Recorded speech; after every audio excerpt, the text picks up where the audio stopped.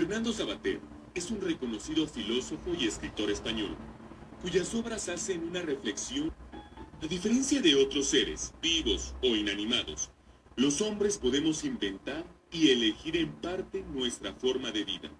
Podemos optar por lo que nos parece bueno, es decir, conveniente para nosotros, frente a lo que nos parece malo e inconveniente. ¿Y cómo podemos inventar y elegir? Podemos equivocarnos, que es algo que a los castores, las abejas y las termitas no suele pasarles.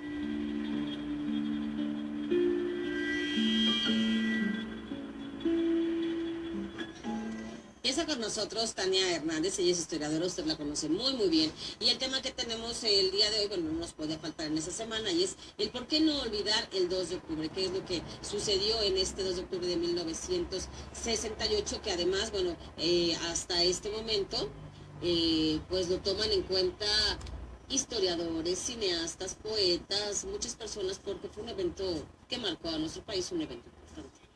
Exacto. Bueno, difícil, duro. Exactamente, es un ejercicio de memoria que tenemos que hacer, porque es una herida o es un rompimiento en la historia del siglo XX, después de la Revolución Mexicana, de los más fuertes, ¿no? En la historia del país y en la historia reciente, que a 48 años, como mencionas, todavía no se sabe qué sucedió realmente esos 2 meses del movimiento estudiantil, porque recordar que previo al 2 de octubre, que no se olvida, y por qué no se debe olvidar, o por qué esta consigna de no se olvida, por qué nace, es precisamente porque rompe los paradigmas de movilización, rompe los paradigmas de organización en la historia de México. Claro. Y bueno, no sé, me gustaría empezar con este póster, que es del 71, sin embargo, pues muestra todo lo de una generación, ¿no? Y dice que no hay mayor cosa que dar la vida por nuestros amigos. Es una frase tomado de la Biblia, de uno de Isaías, y también lo mencionan más adelante, pues me parece que el Evangelio de Juan. Y estos colores, ¿no? Los colores de una generación que es digna de recordarse. Este póster me dices que... Esta es una exposición de Avándaro, que fue allá en el Museo Universitario del Chopo, una exposición de los años 60. Y te digo, se retoma esta idea porque precisamente la generación de los 60 era dar la vida por el amigo, dar la vida por el obrero, dar la vida por los maestros, dar la vida por nuestros compañeros. Era una época total de cambio en nuestro país, y no solamente en nuestro país, sino en el mundo, porque este tipo de manifestaciones por parte de los estudiantes se dieron en algunos lugares de Europa, aunque no terminaron de la misma manera. Hubo lugares donde la manifestación terminó en un acuerdo entre autoridades y entre alumnos. Hubo algunos otros lugares donde incluso también intervenían los padres, pero de una manera protectora, y entonces no pasó lo mismo que en México. Sin embargo, aquí también se da este movimiento, un movimiento que platicábamos en Camerino. Empezó en 22 de julio, 20 tantos de julio. Cuéntanos cómo fue ese inicio, cuáles son todos estos eventos que pues dan lugar al 2 de octubre del 68. Okay. Pues, previo al 2 de octubre, a la matanza de Tlatelolco, en julio, a finales de julio, unos estudiantes de una escuela de la UNAM, una privada, se enfrentan a chicos de la vocacional del Instituto Politécnico Nacional, una pelea de jóvenes por el fútbol, que terminó desafortunadamente o afortunadamente en fuerza a golpes con los policías. Y el 26 de julio de 1968 se conmemoraba un año más de la revolución, del ataque al cuartel Moncada.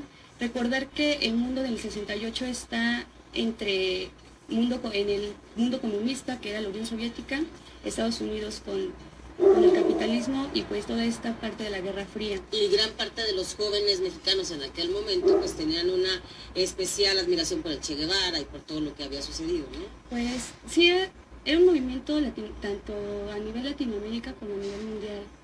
Los jóvenes de los 60, recordar que es una generación que leía mucho, una generación que criticaba, y pues eran jóvenes estudiantes, El movimiento nace después de esta gran movilización que se da. Es la primera vez que se ocupa el Zócalo, después de tantos años, después de la Revolución Mexicana no se había vuelto a ocupar el Zócalo.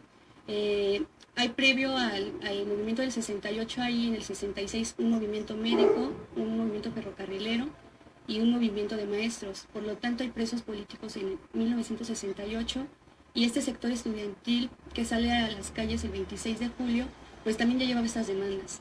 Se unen a la petición de ferrocarrileros y a todas las exigencias. Y no solo era estudiantil. Entonces ahí se podría hablar de un movimiento popular. El movimiento del 68 se le da forma ya a partir de agosto. Hay una serie de conflictos y de violencia exacerbada por parte de las fuerzas policíacas. Interviene el ejército, se tira un portón en San Ildefonso, en la Escuela Nacional Preparatoria, y el rector de la UNAM, Javier Barros Sierra, en ese entonces, sale a marchar con los jóvenes.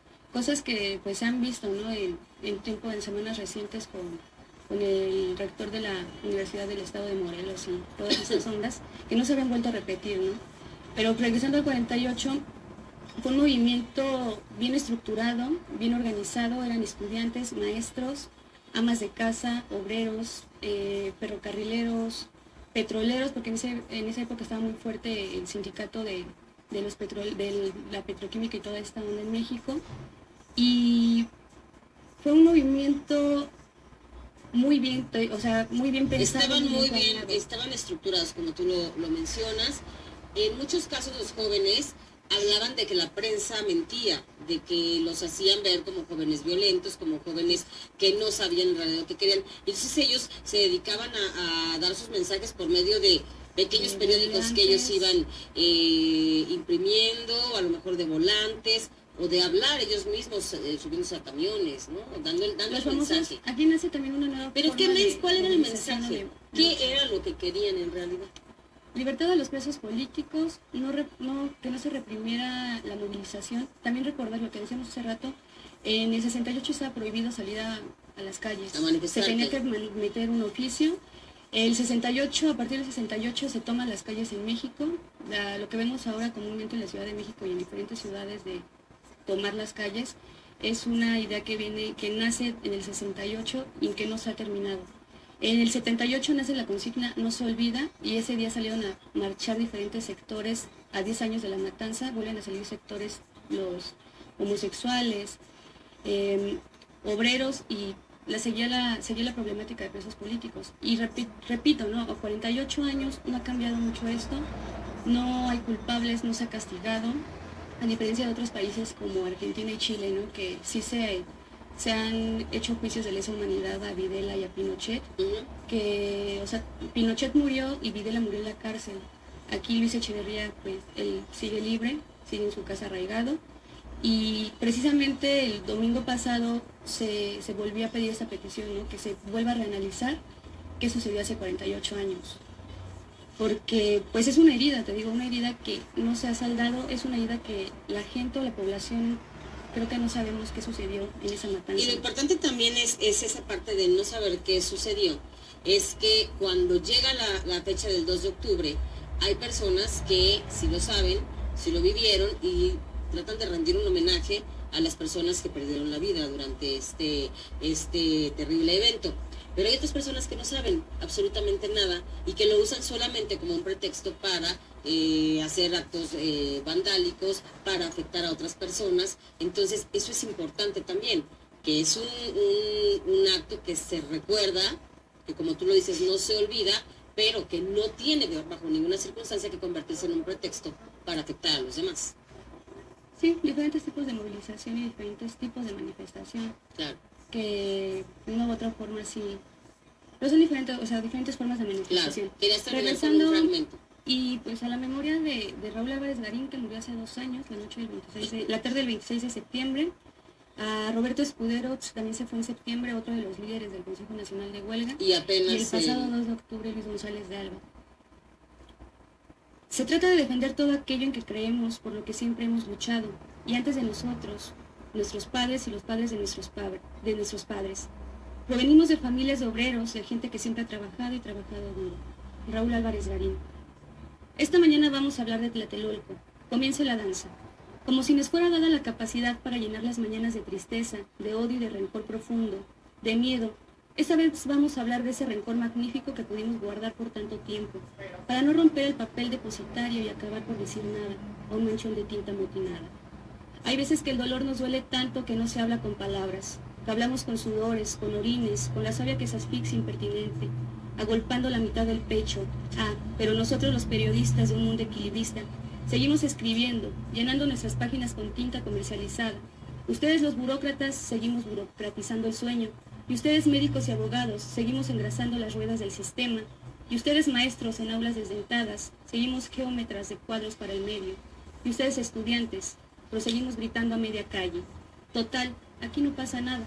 Fulanito de tal murió de cáncer, la mengana se acuesta con mengano, el dólar se cayó desde el empire, la mafia reprobó a Juan de las Pitas mientras las fuerzas se ahogan en un tumulto de agua. Yo lo vi, fui testigo amedrentado, primero un helicóptero y después la muerte. El crimen que nos llega desde el cielo, rotundo, repugnante, arbitrariamente gorilesco, y la voz fratricida, en mí no cabe el odio, y sueco irresponsable, a mí la historia me hace los mandados. Y mientras el asfalto con su desojón de piernas, de ojos, de manos, de gritos despetalados por la bayoneta rígida, había una mujer embarazada, acá diferentes zapatos de muchachas, solos, deshabitados, y padres que preguntan por sus hijos. Más allá un amante con la efigie del Che, envuelta en agua triste. Por todas partes el odio y la angustia, las ventanas con sus bocas abiertas, ahogadas por el frío, y un palacio, un presidente que dice, aquí está mi mano, y un pueblo asustado que responde entre dientes, que le hagan la prueba de la paraquina. Un aplauso para Dani Hernández y para todos estos jóvenes que pierden la vida el 2 de octubre que por supuesto no se olvida, y hoy a manera de homenaje pues tenemos este fragmento de poema. Muchísimas gracias. Roberto López Moreno. Y por lo pronto nos vamos a ir a ver esta información que nos habla también del Día Mundial de los Animales, estos seres que necesitan de nuestro apoyo, de nuestro cuidado, pero sobre todo de nuestro respeto.